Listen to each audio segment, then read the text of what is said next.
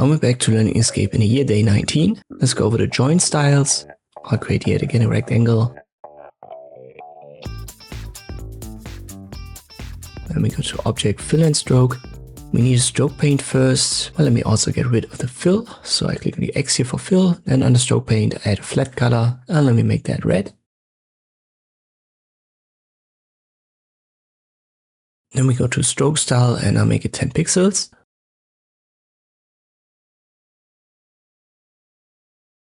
And now we have these three join styles. It's miter, round and bevel. Let me zoom in here at the bottom left.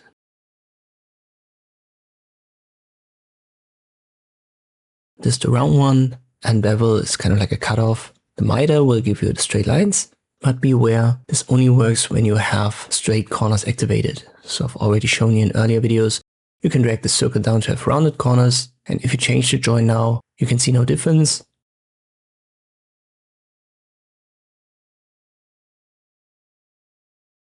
Go to the top, make corners sharp, and then you can see the difference, especially at the bottom left. One more thing, right next to the miter, we have this number option, and that's the maximum length of the miter. And if I go down, you can see we have miter activated, but it looks like a bevel. And that's because of the limit. So when you want to have sharp corners and they don't look sharp despite you activating the miter join, just go a little bit up here with the numbers. Let me check.